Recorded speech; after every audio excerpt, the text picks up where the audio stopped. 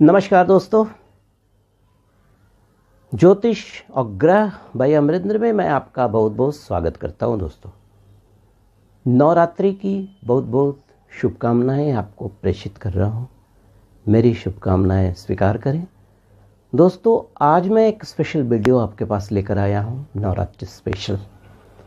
इस वीडियो में मैं आपसे चर्चा करूंगा कि हमारे जितने भी भक्तगण हैं, हम सभी इस 9 दिनों में माता भगवती की आराधना में लीन रहते हैं और बहुत सारे मंत्रों का, बहुत सारे पूजा पाठ का विधान है, उन पूजा पाठ के विधानों को करते हैं। उसमें हमारा एक जो शास्त्र है दुर्गा सप्तशती, उसकी आराधना ऑलमोस्ट हर घर में की जाती है। तो उस दुर्गा सप्तशती में जो 700 मंत्र होते हैं और जो 13 अध्याय होते हैं, उस 13 अध्याय का क्या महत्व है, आज मैं आपसे इसी पर चर्चा करूंगा। तो आइए शुरू करते हैं। देखिए, अगर आप प्रथम अध्याय पढ़ते हैं तो प्रथम अध्याय के पाठ से सारे दुख और टेंशन दूर हो जाते हैं, शत्रु बाधा दूर हो जाती है, क्योंकि प्रथम अध्याय में मधु कैटभ के वध का प्रसंग है। अगर आपके जन्मपत्री में चंद्रमा का कोई दोष है तो प्रथम अध्याय के अध्ययन से चंद्रमा के दोष का निराकरण हो जाता है। आइए चर्चा करते हैं। दूसरा, अगर आप दूसरा अध्याय पढ़ करें तो आप अगर लिटिगेशन में फंसे हुए हैं, किसी तरह के रोग, किसी तरह के कोर्ट के लिटिगेशन में फंसे हुए हैं, प्रॉपर्टी के लिटिगेशन में फंसे हुए हैं, या आप एडवोकेट हैं या कानून का कोई काम करते हैं, द्वितीय अध्याय का हमेशा आप पाठ कीजिए। झूठे आरोपों से हमेशा बचेंगे। कोर्ट में हमेशा आपको विजय मिलेगी और ना ही आपको कोई कोर्ट के झूठे मुकदमे में फंसा सकता है अगर आप दूसरा अध्याय पढ़ते हैं तो। क्योंकि देखिए, इस अध्याय में देवी का प्रादुर्भाव और महिषासुर की सेना के वध का वर्णन है। बड़ा जागृत अध्याय है ये। अब आइए चर्चा करते हैं तीसरे अध्याय का। तीसरा अध्याय जो है ये बड़ा उत्तम अध्याय कहा जाता है। इसमें भी मुकदमा में विजय मिलेगा आपको। मुकदमा में घिरे हुए हैं तो 11 पाठ 11 दिन तक करें, फिर आप चमत्कार देखें।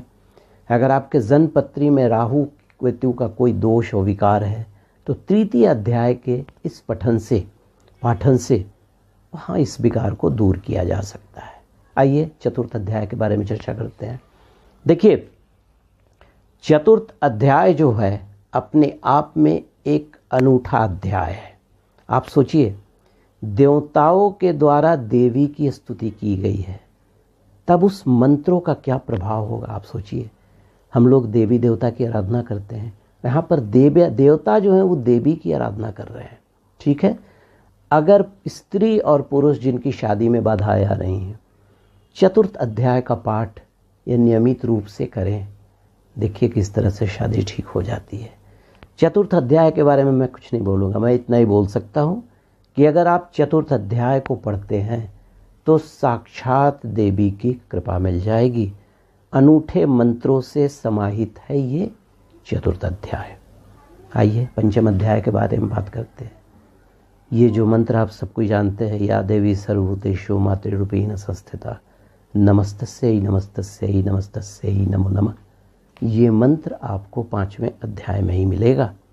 अगर आपके घर में किसी तरह का नेगेटिव एनर्जी का वास हो गया हो, या वास्तु का दोष हो, या अप्रत्याशित घटनाएं घट रही हों, आपको ऐसा लगता है कि भूत प्रेत, जो लोग मानने वाले लोग हैं, कुछ इस तरह की क्रियाएं हो रही हैं, या कुछ चमत्कार, या किसी लोगों ने टोन टोटका जादू टोना, इस तरह का विचार जो लोग जैसा जो समझते हैं, इस 5वें अध्याय को पढ़िए, आपके सारे कष्टों का निवारण हो जाएगा।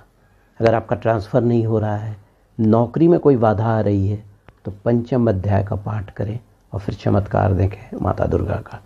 छठा अध्याय, इस छठे अध्याय में धूर्म लोचन के वध का वर्णन है। जिंदगी की सारी बाधाएं दूर हो जाती हैं इस अध्याय के पाठ करने से। किसी तरह के प्रॉब्लम्स नहीं होते हैं। उतना ही नहीं, देखिए ऐसे भी आप अगर दुर्गा सप्तशती के किसी भी अध्याय को पढ़ें, दुर्गा सप्तशती को किसी भी तरीके से पढ़ें, तो वो माता साक्षात अपना आशीर्वाद देती हैं। अब आइए 7वां अध्याय का चर्चा करते हैं। 7वां अध्याय अगर आप पढ़ते हैं तो आपके मन में अगर कोई छुपी हुई आशा है या किसी तरह का कोई कामना है, तो इस 7वें अध्याय से आपको निश्चित फल मिलेगा। ठीक है, अब आइए, क्योंकि 7वें अध्याय में चंडमुंड का वध इस अध्याय में किया गया है और राहु और केतु जैसे ग्रहों की शांति भी हो जाती है इस 7वें अध्याय से। 8वां अध्याय अगर आप पढ़ते हैं तो अगर आप मॉडलिंग के करियर में हैं, आकर्षण के करियर में हैं, मार्केटिंग के जॉब में हैं, इस अध्याय का पाठ करें, आपको निश्चित सफलता मिलेगी। मंगल से संबंधित कोई बीमारी आपके कुंडली के अनुसार है तो ये बिल्कुल सफलता आपको दिलाए, मतलब आपका मंगल का दोष जो है, विकार खत्म हो जाएगा। 9वां अध्याय जो है ये भी बड़ा चमत्कारिक है। जो प्रॉपर्टी डीलर हैं, जो रियल एस्टेट का बिजनेस करते हैं, संपत्ति से संबंधित कोई विवाद हो, इस अध्याय का पाठ करें। 9 अध्याय 9 दिन तक करें, आपको निश्चित फल मिलेगा।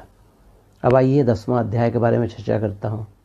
10वां अध्याय आपके खोए हुए प्यार को लौटा सकता है। अगर कोई रूठ कर आपसे दूर चली गई है या आपके कोई परिजन कहीं चले गए हैं, गुम हो गए हैं, भूल गए हैं, 10वां अध्याय का पाठ कीजिए, वो वापस लौट कर आ जाएंगे।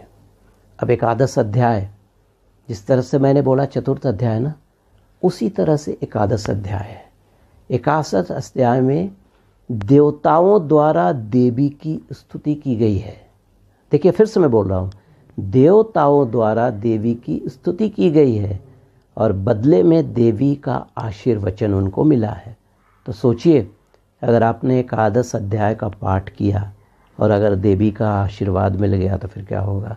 इसके बारे में मैं कुछ ज़्यादा बोलूँगा नहीं, आप खुद समझ सकते हैं 11वां अध्याय का महत्व।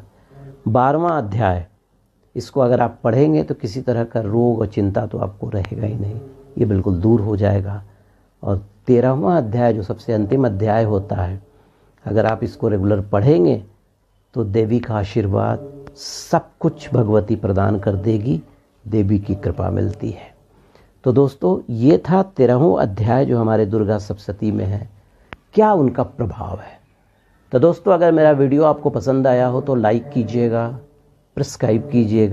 सब्सक्राइब कीजिएगा और लाइक और चैनल बटन दबाना मत भूलिएगा कि मेरा कोई नया वीडियो फिर मैं आपको फिर से आपको कोई इन्फॉर्मेशन दे सकूं।